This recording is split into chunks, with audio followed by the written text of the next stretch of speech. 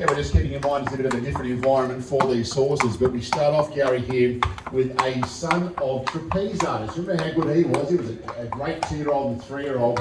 His oldest are just yearlings, so these are the first of the trapeze artists, and a half relation to a horse in music edition who won almost $500,000. And I'll have Gary jump in here. At the yearling sales this year, Gary, trapeze artist, young horse. Again, they were hard enough to buy, popular young stallion. Yeah, what I liked about trapeze artist is he wasn't one of them stags that was retired at 3. Won a couple of big races and just it's a money grabbing opportunity. Trapeze artist went on and raced at the top level.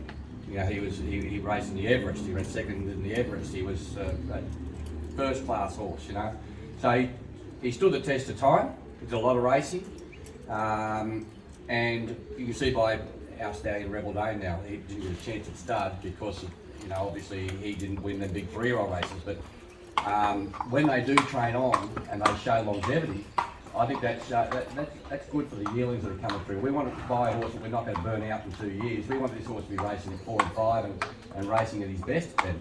So I think Trapeze Artist was a horse that trained on from 2 to 3 to 4. Sometimes the ones that I've seen of it, he can throw a bit of a heavy type. So I sort of look for horses that were a little bit of a lighter type, like this fella. Horses are going to build into something rather than be big and end up too big. So he's a really athletic colt, this fella. Nice big deep shoulder on him.